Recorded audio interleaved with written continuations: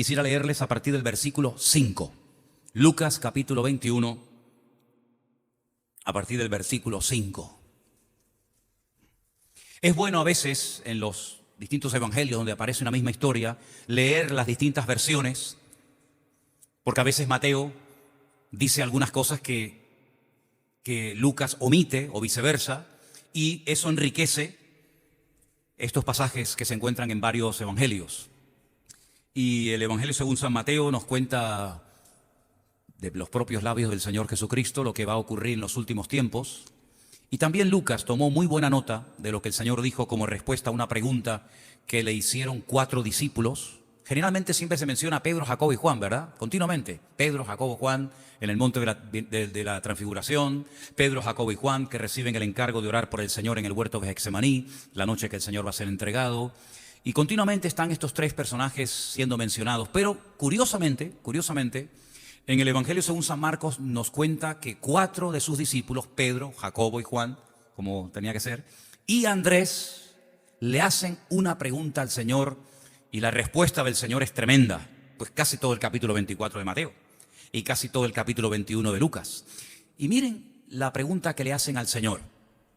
Previamente dice que salen del templo y unos que hablaban del templo, que estaba adornado de hermosas piedras y ofrendas votivas, dijo: en cuanto a estas cosas que veis, días vendrán en que no quedará piedra sobre piedra que no sea destruida. Claro, esto fue un impacto para los discípulos. Ellos estaban muy orgullosos de su templo. Todos los judíos estaban tremendamente orgullosos de aquel inmenso edificio en el que moraba la presencia del Señor por lo menos durante algún tiempo. Era el centro religioso de la época para el pueblo de Israel, por lo menos. Allí era donde se cantaba, allí era donde se adoraba a Dios, allí era donde se subía en peregrinación varias veces al año, se llevaban las ofrendas, los diezmos, se realizaban los sacrificios. Claro, para ellos el templo era lo máximo. Y cuando oyen que ese templo va a ser destruido, pero una catástrofe de tal magnitud que no va a quedar piedra sobre piedra, eso a ellos les conmueve el corazón. Y entonces ya en el huerto de Getsemaní, cerca más o menos de donde dijo el Señor eso, le hacen esta pregunta, ¿no? ¿Cuándo será esto? ¿Cuándo? ¿Qué señal habrá cuando estas cosas estén para suceder? 2 preguntas muy interesantes que obtuvieron respuesta. Él les dijo: mirad, que no seáis engañados, porque vendrán muchos en mi nombre diciendo: yo soy el Cristo, y el tiempo está cerca, mas no vayáis en pos de ellos. Versículo 9, cuando oigáis de guerras y de sediciones, no os alarméis, porque es necesario que estas cosas acontezcan primero, pero el fin no será inmediatamente. Esa frase es muy bonita, ¿eh? El fin no será inmediatamente. Entonces les dijo: se levantará nación contra nación y reino contra reino. Habrá grandes terremotos en diferentes lugares, hambres y pestilencias, y habrá terror y grandes señales del cielo. Pero antes de todas estas cosas os echarán mano y os perseguirán y os entregarán a las sinagogas y a las cárceles, y seréis llevados ante reyes y ante gobernadores por causa de mi nombre. Versículo 13 dice: y esto será ocasión para dar testimonio. Proponed en vuestros corazones no pensar antes cómo habéis de responder en vuestra defensa, porque yo os daré palabra y sabiduría, la cual no podrán resistir ni contradecir todos los que se opongan. Mas seréis entregados aún por vuestros padres y hermanos y parientes y amigos, y matarán a algunos de vosotros. Seréis aborrecidos de todos por causa de mi nombre. Pero ni un cabello, esto es para los que tienen pelo, los calvos, este versículo no es para ti, ni un cabello de vuestra cabeza perecerá. Con vuestra paciencia ganaréis vuestras almas. Pero cuando viereis a Jerusalén rodeada de ejércitos, sabed entonces que su destrucción ha llegado. Entonces los que estén en Judea huyan a los montes, y los que en medio de ella váyanse, y los que estén en los campos no entren en ella, porque estos son días de retribución, para que se cumplan todas las cosas que están escritas. Mas ay de las que estén encintas y de las que críen en aquellos días, porque habrá gran calamidad en la tierra e ira sobre este pueblo.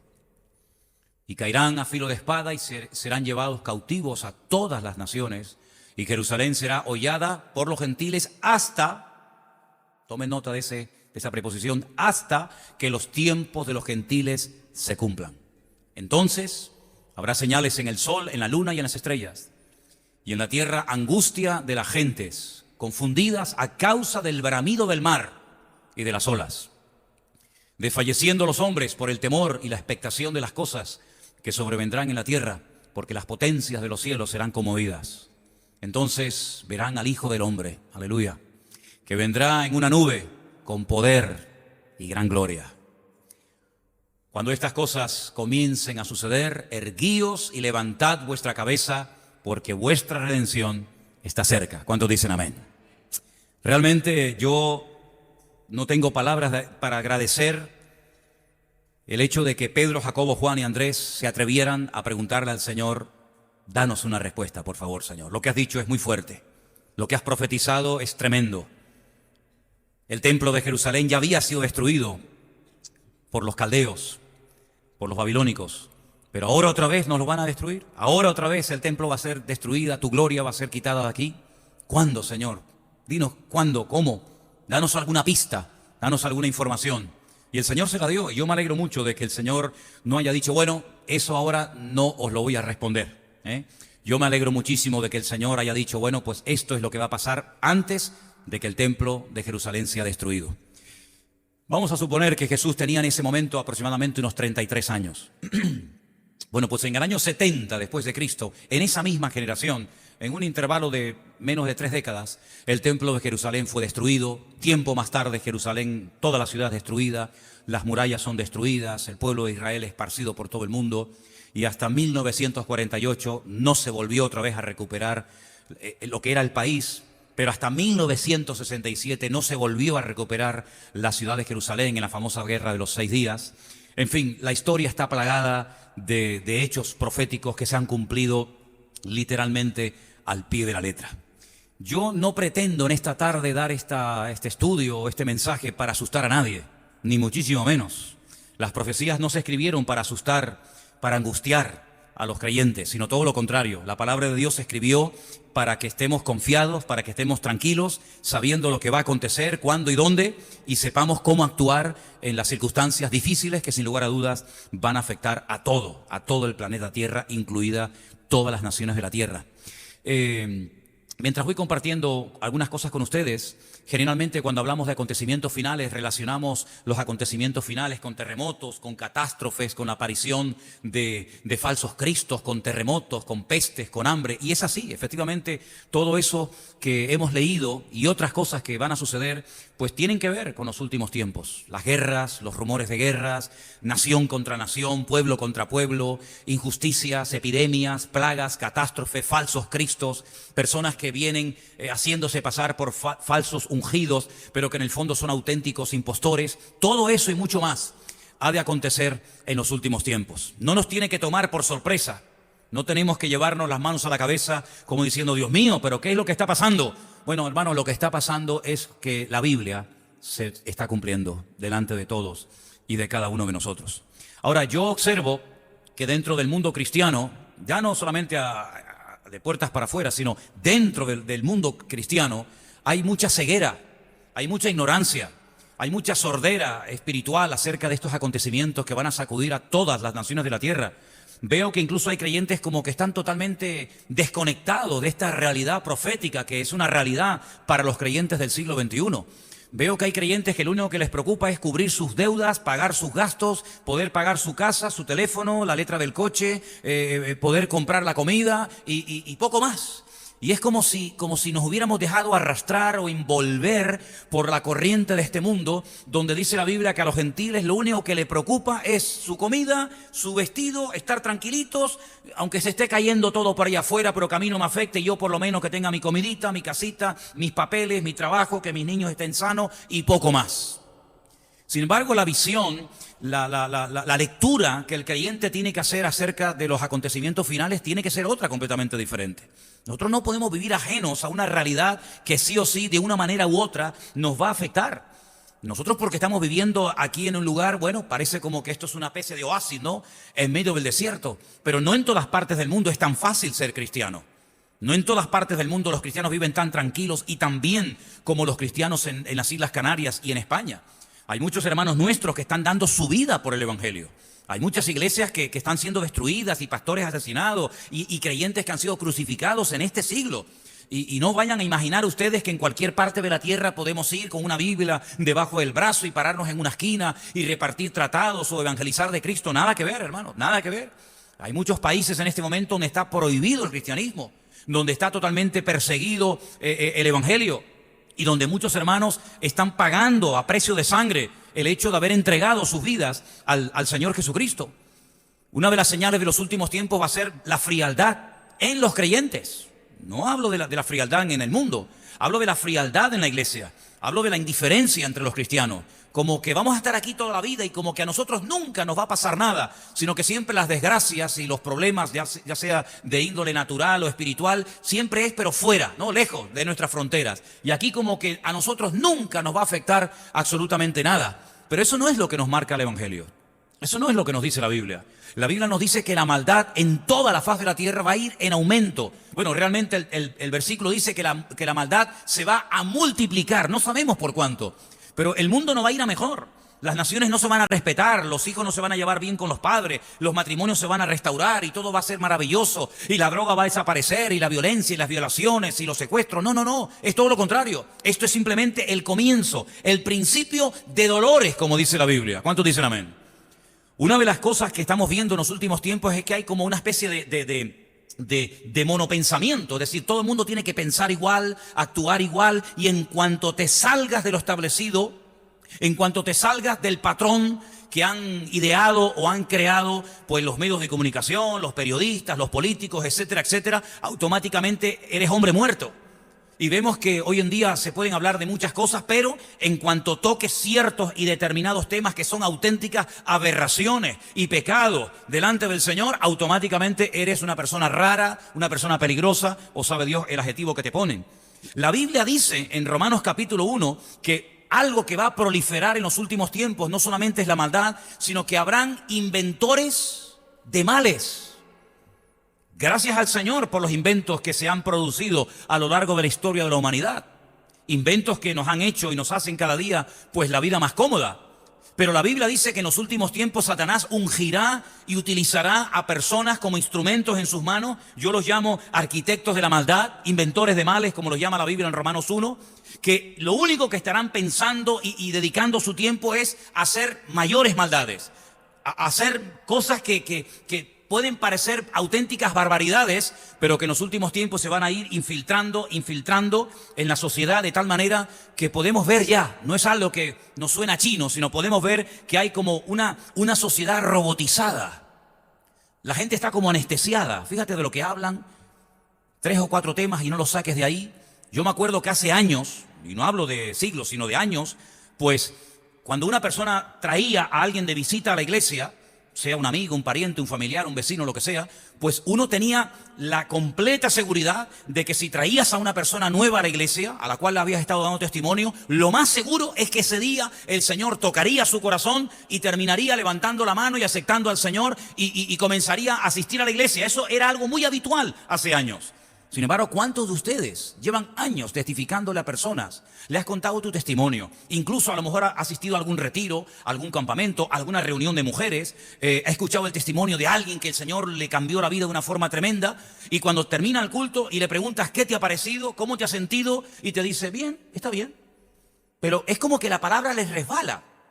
Y tú dices, ¿cómo es posible con el pedazo de mensaje que ha oído o con el testimonio que este hermano o esta hermana ha contado, que Dios lo ha liberado o lo ha sanado, etcétera, etcétera? ¿Cómo es que no se le remueve el alma y se quebranta en su corazón y sale y entra y lo ves que viene a comidas y viene a programas especiales y a campamentos y a retiros, pero no termina de entender el Evangelio? Y uno se pregunta, ¿por qué?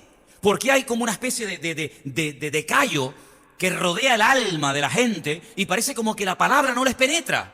Esto tiene que tener una explicación, tiene que haber algún texto bíblico que nos arroje luz, que nos muestre, Señor, qué es lo que pasa con la gente que le hablo de mi vida, lo que yo era, lo que yo hacía, lo que yo practicaba, la vida de desorden que llevé durante años y ahora me ven cambiado, me ven limpio, me ven educado, me ven... y como que no se inmutan. Bueno, hay un versículo que yo creo que nos puede dar mucha luz y mucha claridad en cuanto a lo que estoy comentando, y está en el Evangelio de Mateo capítulo 24. Yo quisiera leerlo esta tarde, porque a lo mejor hay alguien aquí que lleva mucho tiempo testificándole a un amigo, o a un familiar, o a algún conocido, y ves como que la palabra le resbala como el agua al pato, ¿no? Y ves que le hablas del Señor y viene a la iglesia y escucha los cultos, y a veces se mete en internet para ver alguna predicación o escucha algún testimonio, y como que está muerto en vida, ¿no? Como que tiene un callo alrededor del alma que no le penetra la palabra. Tiene que haber un factor espiritual que impide que la gente entienda, ¿no? Miren, hermanos, más milagros que vio Faraón no los ha visto nadie en la vida. Milagros únicos e irrepetibles que Dios los hizo una vez en la historia. Faraón vio milagros impresionantes y no se convirtió, al revés. Cada día endurecía más su corazón. Es decir, que no fue por no ver palabra. Le estaba dando testimonio nada más y nada menos que Moisés. Vio plagas espectaculares, vio el río Nilo convertido en sangre, vio que sus dioses, que eran deidades paganas y falsas, eran incapaces de proteger su palacio, su futuro, su presente, su descendencia, y no se convertía. Bueno, pues hay un versículo en Mateo capítulo 24 que yo quisiera leerles en esta tarde y que dice lo siguiente. Mateo capítulo 24, concretamente el versículo 37. Repito, Mateo 24, versículo 37. Dice, mas como en los días de Noé, así será la venida del Hijo del Hombre. ¿Por qué menciona a Noé? ¿Por qué no menciona a Abraham, a Moisés, a David, a Salomón? ¿Por qué precisamente cuando él está hablando de su venida, y claro, tiene que estar hablando de otra venida, porque él ya estaba allí? Estas palabras que estamos leyendo, que estoy citando esta tarde, no las citó Pablo, ni Pedro, ni Santiago, sino son palabras de Cristo en primera persona. ¿De qué venida está haciendo referencia? ¿A qué venida está haciendo referencia el Señor? Bueno, ya lo dije una vez, que en el Nuevo Testamento que se escribió en griego, que es un idioma tremendamente rico y profundo, hay dos palabras que hablan acerca de la venida del Mesías. Hay una palabra que todos conocemos, la palabra epifanía, que es la palabra griega que se utiliza para hablar de su primera venida, su primera manifestación, ¿verdad? Que es la que encontramos en los evangelios. Pero hay una palabra que solamente se emplea en la Biblia para hacer referencia a la segunda venida de Cristo, después de su ascensión, evidentemente, y es la palabra parousia, y esta es la que aparece aquí. Él está hablando de que cuando Él aparezca por segunda vez, y dice la Biblia que todo ojo le verá, y toda rodilla se doblará y pondrá sus pies sobre el monte de los olivos y se partirá por la mitad, todo eso que sabemos, pues antes de que Él venga en esa segunda manifestación, las generaciones precedentes se parecerán mucho a la sociedad, a los tiempos de Noé. Y si pasamos al siguiente versículo, dice en el versículo 38, porque como en los días antes del diluvio, no dice los años antes del diluvio, no dice los meses o la semana, no, los días antes del diluvio estaban, ¿qué? Comiendo, bebiendo, casándose, dándose en casamiento hasta el día, hasta el último minuto en el que Noé entró en el arca. No entendieron hasta que vino el diluvio. Pero tan complicado era entender lo que enseñaba este hombre. Era tan torpe a la hora de expresarse Noé que no le entendió nadie. Yo no creo sinceramente que Noé fuera torpe a la hora de decir, vamos a ver, que va a llover, que va a venir una catástrofe de una magnitud descomunal, que miles de personas, millones de seres humanos van a perder la vida, que Dios me ha dicho que yo no soy un loco, ni un delincuente, ni un fanático religioso, que Dios me ha dicho, el creador de todos de nosotros, me ha comunicado que va a venir un diluvio y que tenemos que prepararnos, y prueba de ello que yo me estoy preparando juntamente con mi familia, con mis hijos, con las esposas de mis hijos, con mi mujer.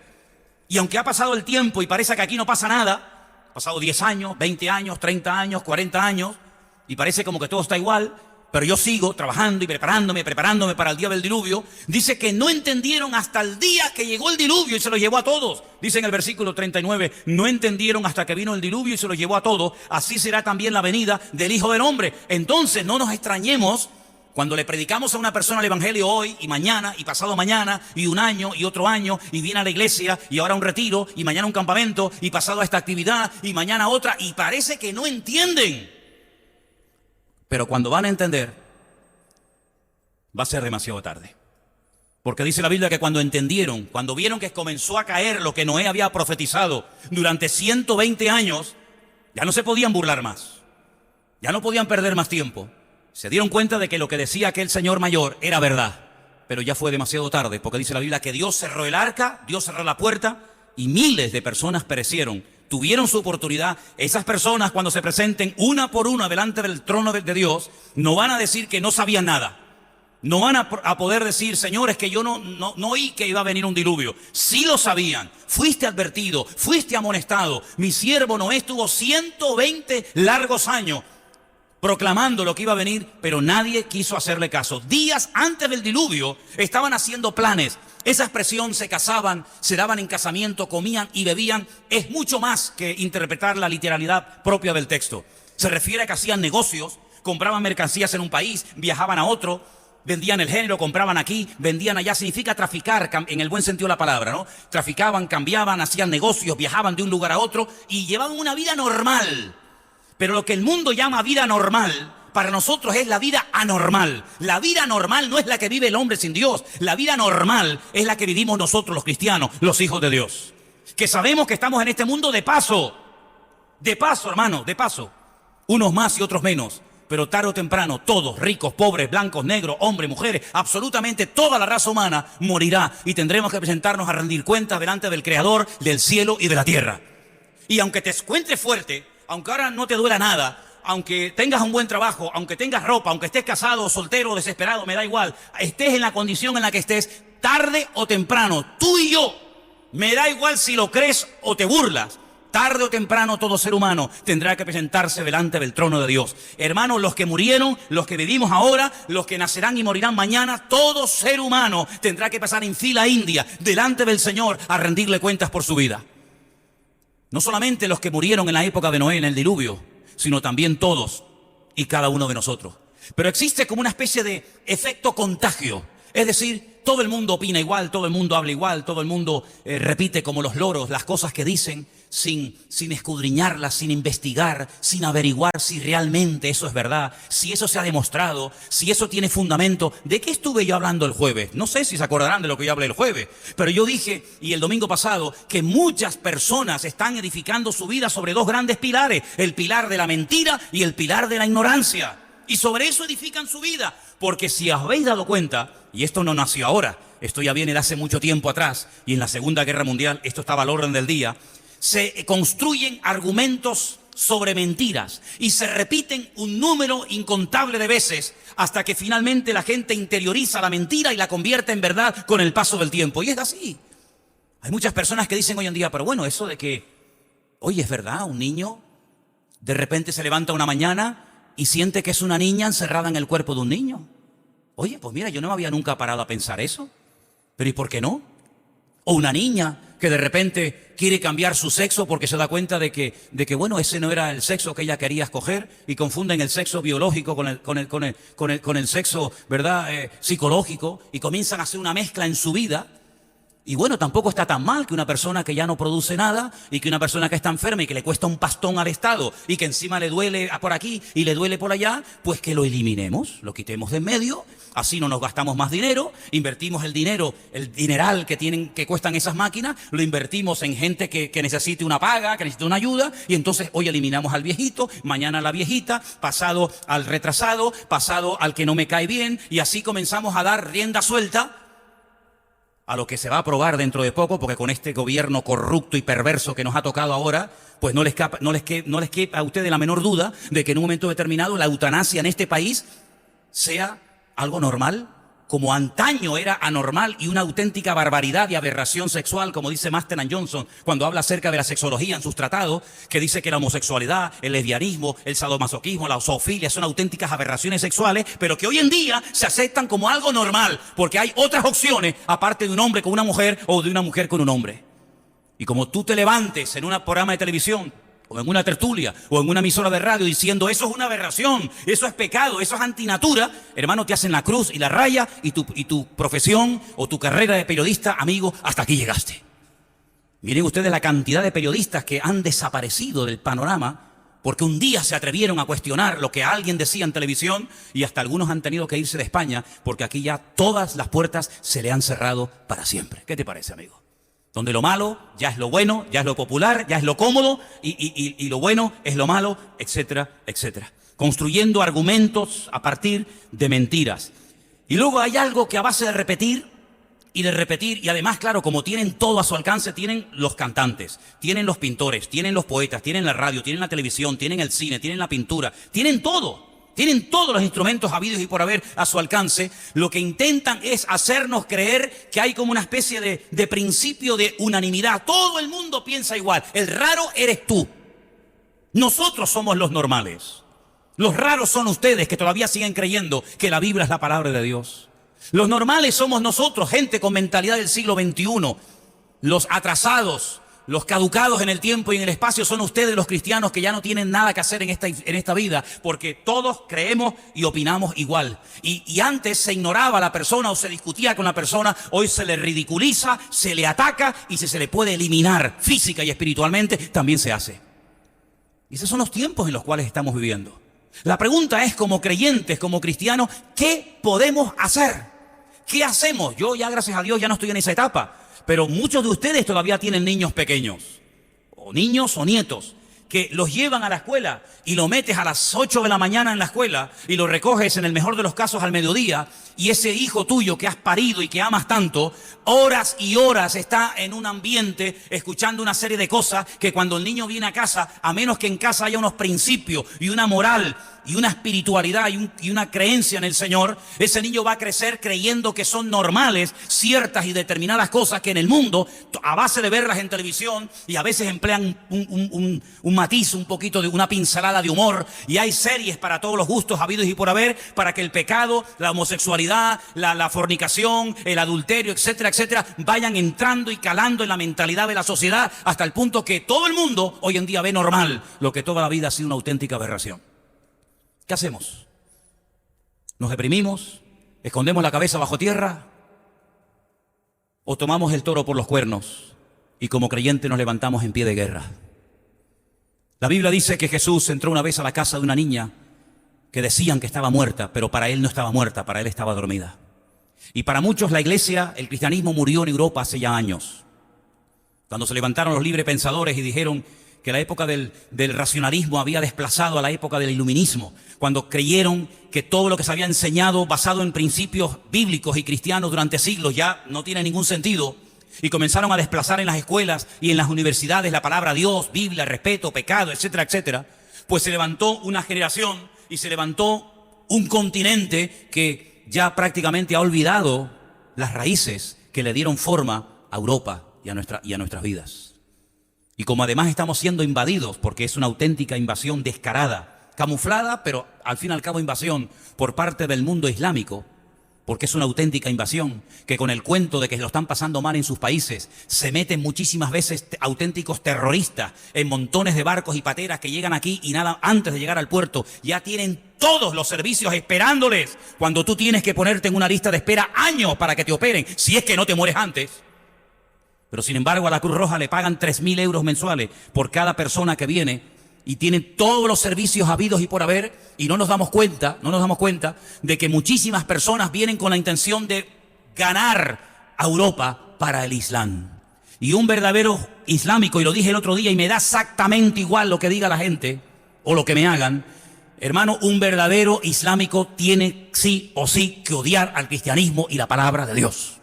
No existe un islamismo moderado, como no existe un cristiano que no sea radical. O un cristiano puede ser moderado y puede decir, bueno, peco el viernes y me arrepiento el domingo. ¿Puede eso verdaderamente representar dignamente a un cristiano? Un cristiano es radical a la hora de hablar, a la hora de opinar, a la hora de pensar.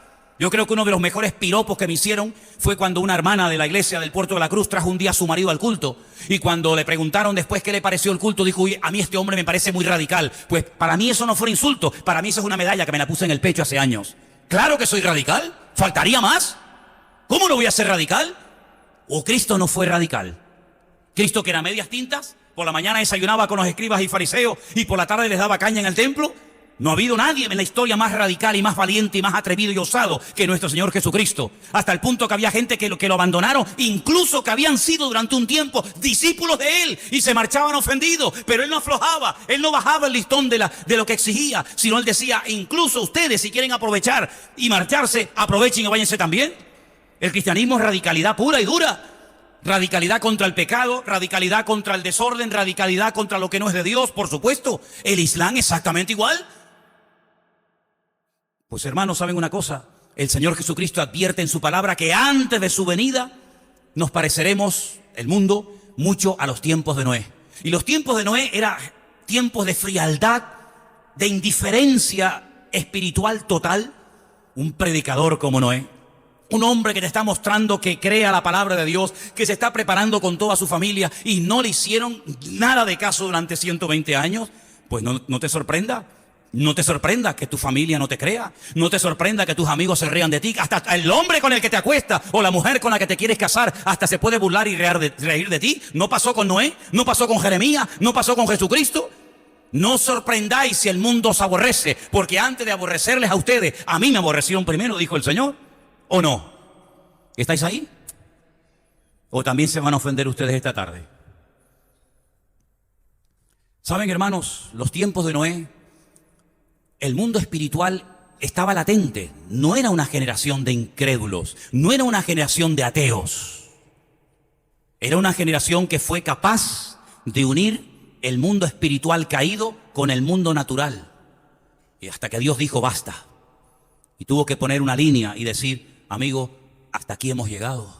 Los tiempos de Noé fueron tiempos de violencia. Dice que Dios miró la tierra y todo el signo y pensamiento de los hombres era de violencia. Hermano, nunca, jamás en mi vida he visto en España tanta agresividad, tanta violencia, tantos crímenes que ni los animales los hacen como en los últimos años. Cuando hace años se nos podía comentar que unos padres fueran capaces de torturar a un hijo, a una niña hasta la muerte, eso ni se nos pasaba por la cabeza. Pues eso ya se ha visto en este país. Padres que han quemado vivo a sus hijos, o los han ahogado con el cable del teléfono, o los han arrojado al vacío, o los han abandonado y matado a palos o de hambre.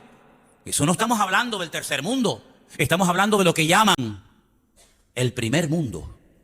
Aquí, en nuestra tierra, en nuestro país. Personas que son capaces de organizarlo todo de tal manera que siempre al pequeño, al menor, siempre sea el eslabón más débil y a por él o a por ella. Así era la sociedad de los tiempos de Noé. Coge el coche y sale una mañana a conducir por ahí para que veas la agresividad total que hay. Nunca olvidaré una escena que me pasó una vez en Madrid, cuando un señor iba cruzando un paso de peatones y por poco uno se le echa encima y el hombre mayor que iba cruzando por el paso de peatones, no me refiero a aquel señor mayor que salió uno, le pegó un puñetazo y lo mató y se quedó ahí y el tío se mandó a mudar. No, me refiero a un señor que yo vi personalmente pasando por un paso de peatones, se quejó de que este tío le estaba tirando el coche encima y salió del coche con un hacha así. Y el pobre hombre tuvo que salir corriendo. Total, porque le dijo, oye, espérate un momento que termine de pasar, que soy un señor mayor, que no puedo ir rápido. Hermanos, vivimos en un mundo de una agresividad impresionante. Impresionante. No sé cuántas mujeres ya han matado este año. No sé. Pero me temo que con esta última que ha habido, no será la última de este año 2019. Seguramente habrá otras muchas más. Tiempos de violencia, de agresividad, de injusticia. Vivimos en un país donde la justicia se ha convertido en la injusticia. En la injusticia. Y estamos viendo cada día que el sentido común ha dejado de ser el sentido menos común de nuestra sociedad. Y es que la Biblia nos enseña que los últimos tiempos serán tiempos peligrosos y tiempos difíciles. Y métete eso en la cabeza, interioriza esta verdad esta tarde. Los tiempos finales serán tiempos peligrosos y tiempos difíciles. Tengo la sensación, y hay que ser sordo, mudo o torpe para no entender, de que en cualquier momento el primero que dispare, el primero que toque el botón, esto sale por los aires. En las últimas 48 horas han caído 450 cohetes en Israel. Venezuela está al borde de una guerra civil como nunca, desde los tiempos de Simón Bolívar, no se ha derramado tanta sangre como probablemente se pueda derramar en ese país que todos conocemos y hemos vivido en él. Europa está, hermano, en la más absoluta decadencia moral y espiritual, tocada y herida de muerte, donde los musulmanes están comprando como locos antiguas catedrales, antiguas iglesias en Inglaterra, en Alemania, en Suiza, etcétera, etcétera, para convertirlas en centros del yihadismo islámico. Lógicamente en contra de los de siempre, de los cristianos. ¿Qué les parece? Estamos viviendo en tiempos difíciles, donde nuestra prioridad no puede ser única y exclusivamente, como acabo de decir, llegar a fin de mes y tener todos los gastos pagados. Si tú vives así, si esa es tu vida, si tú te levantas por la mañana y lo único que piensas es en pagar tus gastos y en pagar la luz, el teléfono y llegar a fin de mes, yo no sé qué tipo de cristiano tú eres. Pero la Biblia nos enseña que las personas que solamente se preocupan y su vida, su tiempo y su energía gira en torno a lo material son lo que la Biblia llama los gentiles. Gentiles que no buscan a Dios porque su prioridad en la vida no es buscar a Dios, es buscar las cosas materiales porque son las que les quitan el sueño, las que les ponen nerviosos, las que les quitan la paz. Pero dice la Biblia que el verdadero creyente, que sabe que tiene necesidades, pero que confía en un Dios poderoso, lo primero, porque es su prioridad, que tiene que buscar es el reino de Dios y su justicia, y todo lo demás vendrá por añadidura. Pero sin embargo, la vida de muchos creyentes, lamentablemente, gira en torno a las cosas materiales del mundo. Y es tan fácil dejarnos arrastrar por la corriente de este mundo. Es tan fácil entrar en esa filosofía de vida, donde lo importante es tener, porque cuanto más tenga, me da una cierta seguridad lo que tengo, en vez de seguridad el Dios que sirvo y el Dios que ha transformado mi vida. ¿Qué les parece? Pero es la pura realidad. La iglesia de los últimos tiempos entrará en una crisis de identidad. Por eso hay tantas locuras, tantas falsas doctrinas, tantos payasos en los púlpitos. ¿Por qué? Porque la gente busca entretenimiento, juguetes, ¿verdad? Malabarismos, payasos que les entretengan un domingo por la tarde porque ya han perdido su identidad como cristianos. Sin embargo, cuando vamos a la Biblia, encontramos que los primeros cristianos no tenían templo, no tenían catedrales, no tenían internet, no tenían Facebook, no tenían Twitter, no tenían WhatsApp, no tenían nada, pero cuando oraban, los lugares en los que oraban temblaban. Y oraban para que pudieran seguir predicando con denuedo la palabra de Dios. Y los torturaban, los masacraban, los crucificaban, pero seguían predicando la palabra. Y por eso una de las cosas que yo le pedí a Anderson el día sábado es que repartiera, y lo vamos a hacer cuando regresemos de Israel, que repartiera entre algunos jóvenes de la iglesia una serie de nombres. Nombres de personas como por ejemplo Francisco de Encinas, su hermano que murió quemado en una hoguera en España, el famoso Julianillo, el famoso Casiodoro de Reina, Cipriano de Valera y otros grandes personajes, para que os deis cuenta de que al haber llegado hasta aquí el evangelio en este país, no ha sido fácil. No ha sido nada fácil, sino más bien todo lo contrario. Quiero decirles que hoy en día, en una hora, la sociedad bíblica de cualquier país puede producir miles de Biblias. Miles de Biblias. Ustedes se pueden ir a cualquier librería evangélica de este país y comprar una Biblia, por ejemplo, por 4 euros. Pero la primera Biblia que se tradujo al castellano se hicieron 2000 ejemplares. 2000 solamente. Y no dentro de España, sino fuera de España. ¿Cómo traer esos evangelios? ¿Cómo traer esa palabra de Dios a España? ¿Cómo distribuirla? ¿Por dónde distribuirla? ¿A quién se la damos? Cuidado, no sea que nos delate ante el Santo Oficio, la llamada Santa Inquisición. Bueno, todo eso tenemos que saberlo, porque el hecho de poder tener en la Biblia todo lo que David dijo, todo lo que cantaba David, todo lo que hablaba Salomón, las palabras de Cristo, las palabras de Pablo a la iglesia de los Corintios, de los Romanos, de Tesalonicenses, a los Gálatas, a los Filipenses, todas las cartas que escribió Juan, el famoso libro del Apocalipsis, la Torá escrita por Moisés, etcétera, etcétera. El poder tener todo en un solo tomo, en nuestro propio idioma, que lo podemos conocer, no ha sido nada fácil. Y por eso tenemos que honrar y tenemos que mirar un poco atrás y darnos cuenta de que haber llegado hasta aquí no ha sido nada fácil. Y por eso no podemos bajar la cabeza y perder el tiempo en chorradas y en vanidades y en tontería. Porque, hermano, la juventud es muy bonita, pero dice la Biblia que una de las características de la juventud es la vanidad. Y por eso tenemos que empaparnos, llenarnos de Cristo. Porque ahora que eres joven, estás poniendo los pilares de tu vida sobre los cuales vas a edificar tu futuro. Y si tu base no es buena y consistente, hermano, cuando lleguen las pruebas y dificultades no vas a poder aguantar. Porque la Biblia dice que solamente serán salvos los que perseveren hasta el fin. No los que hayan perseverado un tiempo, no los que hayan estado en una buena temporada, sino el que persevere hasta el fin. Ese será salvo.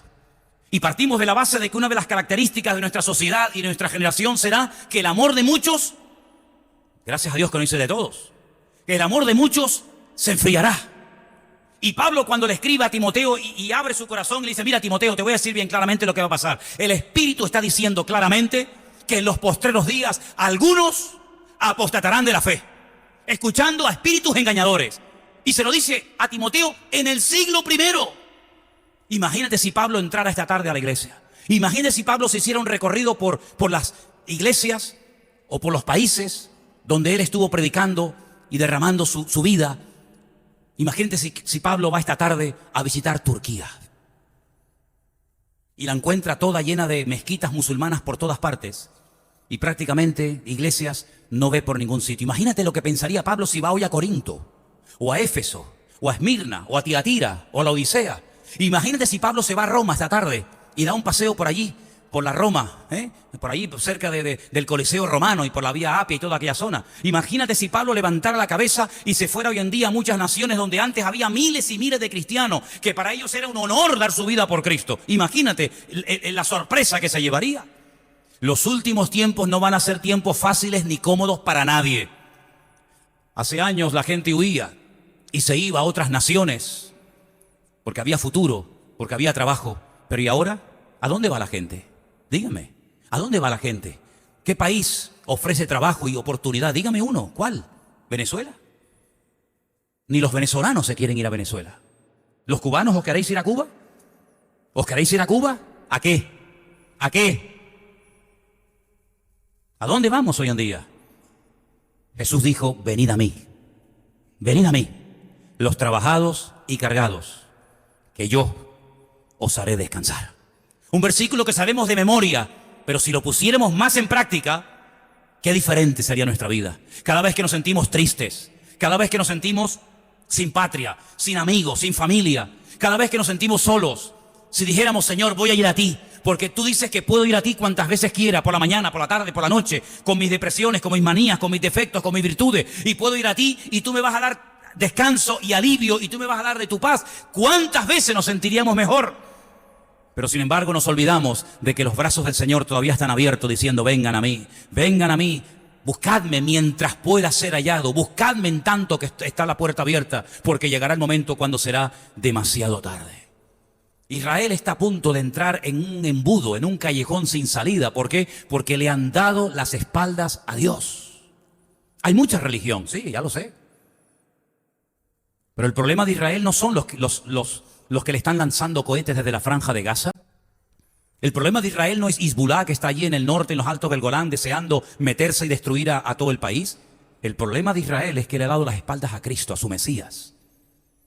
Y cuando Israel reconozca que el verdadero Mesías no era Lubavitch, no era Sivitai, y no eran otros que se levantaron a lo largo de la historia, sino que el verdadero Mesías es y será siempre Yeshua HaMashiach, ese día los problemas de Israel se acabarán. Y nosotros hemos conocido la verdad. Nosotros estamos, como dice Juan, en el verdadero.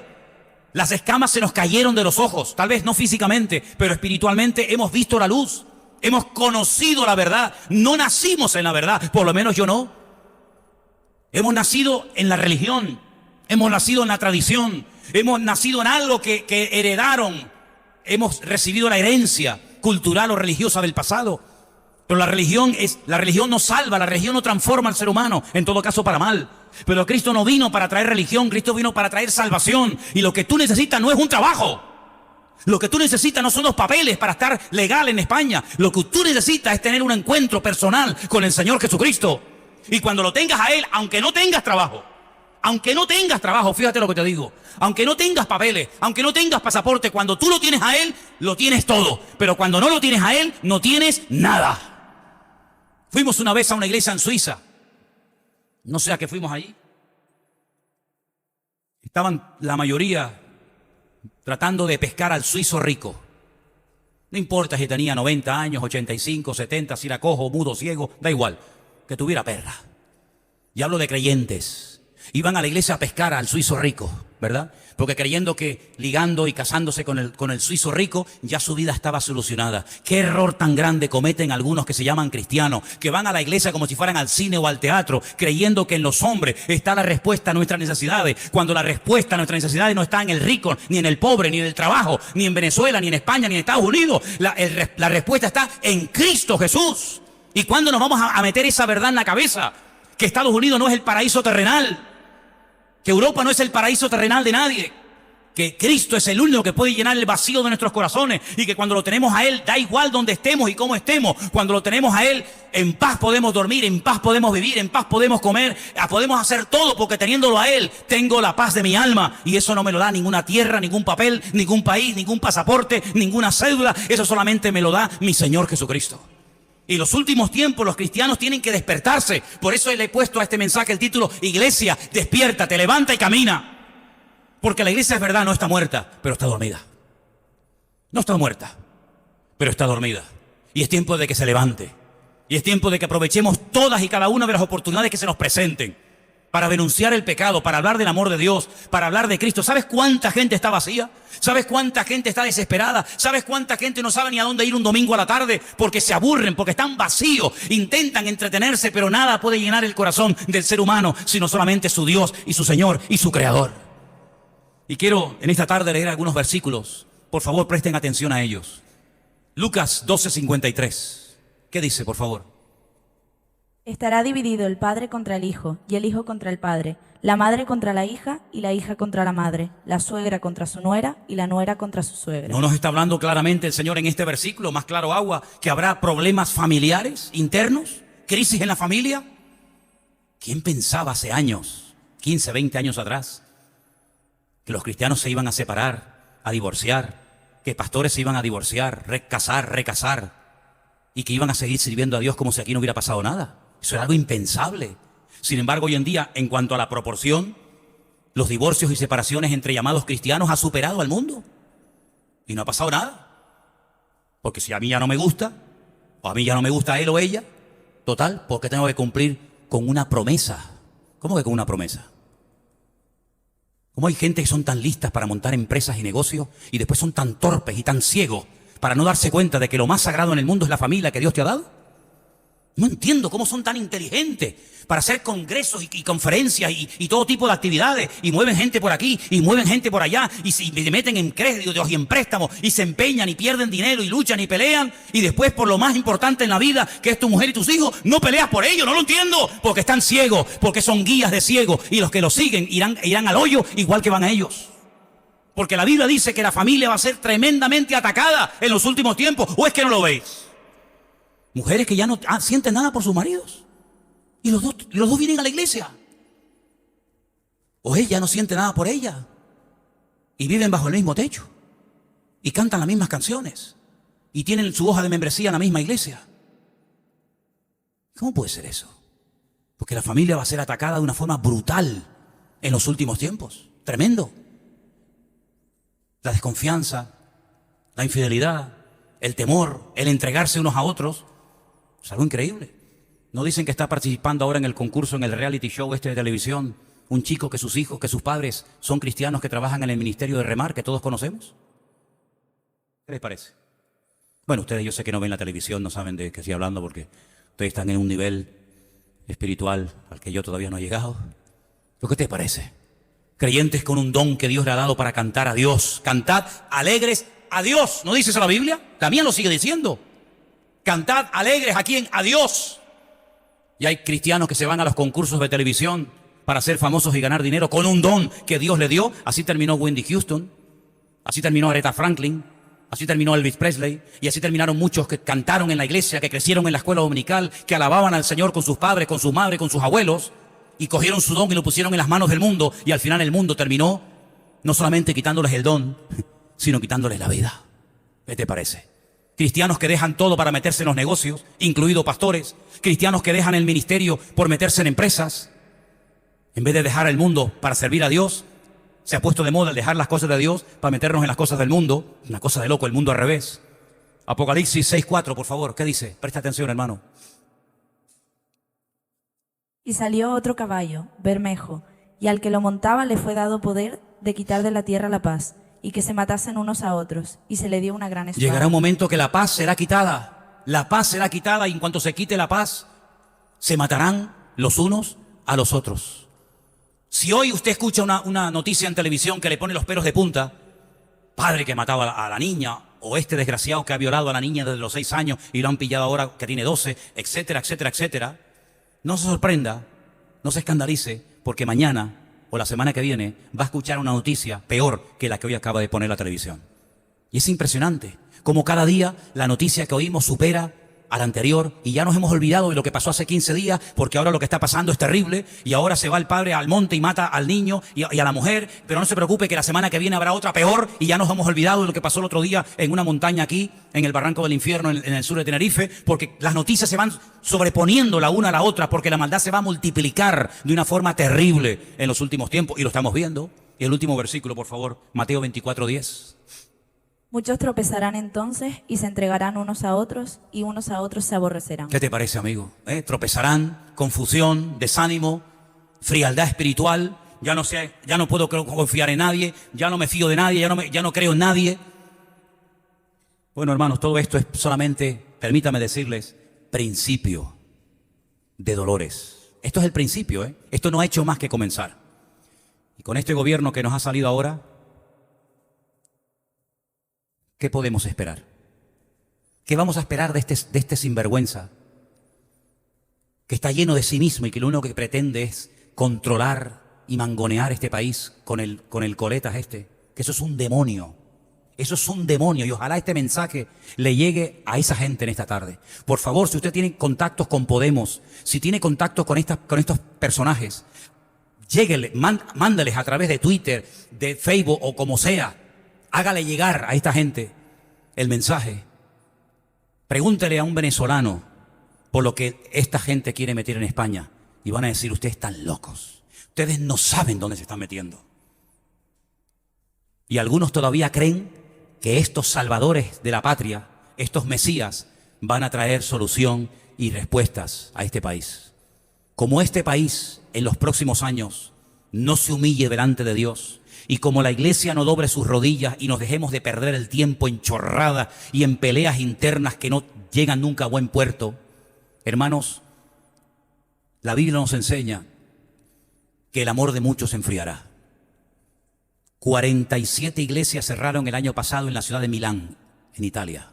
47 iglesias, que si no tiene puerta de emergencia, que si no tiene rampa para los minusválidos, que si no tiene suficientes aparcamientos para los miembros de la iglesia, etcétera, etcétera. 47 iglesias en la Lombardía han cerrado el año pasado. Otras tantas en la península. Los tiempos finales no serán tiempos fáciles, serán tiempos difíciles, tiempos peligrosos, pero el que persevere hasta el fin, ese será salvo. Yo confío y espero que este no sea un mensaje más, total, como tiene que predicar. Mire, yo tengo que predicar, sí es cierto, yo soy consciente de ello. Pero yo espero que este mensaje que no les ha hecho reír, porque no es mi objetivo hacerles reír en esta tarde, esto no tiene ninguna gracia, que nos demos cuenta de que tenemos que estar en alerta, porque nunca los principios, la moral, ha estado más bajo que en estos tiempos. Con la dichosa ley del menor, que yo la quitaría mañana mismo, se le ha hecho un daño tan grande a este país. Porque hoy un padre que corrija a un hijo, como nos corrigieron a nosotros, puede terminar en la cárcel. Puede terminar en la cárcel porque una madre corrige por amor a su hijo o a su hija. ¿Qué te parece? Y estamos viendo cómo hay familias que se están destrozando y se están viniendo abajo. Y estamos viendo, hermanos, cómo la maldad va de una forma agigantada, creciendo día a día. Los que tienen hijos pequeños, que todavía están bajo tu tutela, que viven bajo tu techo, dedícale tiempo. Ora por ellos, enséñales la palabra. Siembra en ellos la palabra, siembra en ellos la palabra. Confía que la palabra que estás sembrando en su corazón algún día producirá fruto. No digas, bueno, ya no estoy cansada, ya no aguanto más, no me hace caso, es que es una rebelde. No tires la toalla, hermana. Yo te animo en el nombre del Señor a que le dediques tiempo a tus niños. Oye, ven aquí, déjame ver los libros que están dándote en la clase. ¿Qué te explicaron hoy en el colegio, hijo? ¿Qué te dijo la maestra? ¿Qué te dijo la señorita? Indaga, mira, observa, averigua qué es lo que le están enseñando. porque van a por nuestros hijos, te lo digo así de claro, van a por ellos, a por el eslabón más débil, para que ellos vayan interiorizando las mentiras que están tratando de implantar y de meter a toda costa en ese monopensamiento que nos caracteriza hoy en día en este país. Que ellos sepan que hay un Dios, que hay una palabra, que hay una obra de Cristo que ha cambiado nuestro lamento en baile, que hay una moral, que hay un respeto, que hay una obediencia. Eso no se lo van a enseñar en ninguna escuela, en ningún instituto, solamente en casa y con el refuerzo que recibirán gracias al Señor a través de las maestras de la escuela dominical en la iglesia. Podremos evitar que envenenen a nuestros hijos. Podremos evitar que ellos vean normal las cosas del mundo, sino que se sientan mal y que digan: papá, ¿verdad que esto no está bien? Mamá, ¿verdad que esto no es de Dios? Pero ¿dónde van a aprender esos valores? ¿Dónde van a aprender esos principios? ¿En la escuela? Olvídate, olvídate. Si a lo mejor la señorita o el maestro que tiene es un degenerado. Sabe Dios los problemas que puede tener esa persona en su vida. Pero que Dios nos ayude a todos y a cada uno de nosotros a estar velando y orando para no darle lugar al diablo, sino que nosotros podamos marcar una diferencia en este tiempo difícil y peligroso en el cual nos ha tocado vivir. ¿Cuántos dicen amén? Cierra tus ojos, por favor, ahí donde estás, hermano. Recuerda esto: la maldad irá en aumento, mas el que persevere hasta el fin, ese será salvo. Enséñales la Biblia, que la aprendan de memoria, que la amen, que la respeten, que la valoren, que la practiquen. Enséñales la obediencia. La obediencia hay que aprenderla, no viene sola. Enséñales a amar, enséñales a esperar, enséñales a respetar, a pararse ante las canas, como dice la Biblia. A tener respeto a los maestros, a los mayores, a tener respeto a los hermanos que son mayores que él en la iglesia. Enseñemos todo eso en casa, hermanos. Porque si tú como papá y como mamá no lo haces, ¿quién lo va a hacer? ¿Quién lo va a hacer? Que el Señor nos abra los ojos, que el Señor nos abra los oídos para que nos demos cuenta de que estamos viviendo en un tiempo difícil, pero la Biblia dice que Él nos va a dar la sabiduría necesaria para poder enseñar a nuestros hijos el temor de Dios. Aleluya. Yo quiero que en esta tarde, sobre todo los que sois padres y madres aquí, sobre todo pido por favor ahora a los que sois padres y madres, que oren al Señor. Dígale con humildad y sinceridad al Señor: Señor, guarda a mis hijos, Señor. Te pido por favor que guardes a mis hijas, a mis nietos, de malas influencias, de pederastas, de pervertidos, de malos principios, de malos ejemplos. Guárdalos, Señor, te lo pido por favor. Y dame sabiduría para que cada vez que pueda yo le enseñe a mis hijos, a mis nietos, a mis sobrinos pequeñitos, la palabra de Dios. Ora por ellos cada noche antes de irte a la cama. Pon tus manos, papá, escúchame, pon tus manos sobre tus hijos de vez en cuando a lo largo de la semana. Ahora que tu esposa está embarazada, Edison, pon tus manos sobre ese vientre y bendice esa criatura que viene. Bendícelo desde el vientre de su madre. Bendícelo. Adrián, impon tus manos sobre tu hijo. Bendícelo. Adai, Anderson, Vanessa, Jorge, oren por sus hijos cada día, bendíganlos. Bendíganlos. Saregorio, Nuria, oren por esos niños. Son esponjas. Aprenden más de lo que te imaginas. Aprenden más de lo que te puedas imaginar. Cógelos en tus brazos cada día, como el Señor cogía a los niños en brazos y los bendecía. Cúbrelos con la sangre de Jesucristo. Ora por ellos, bendícelos.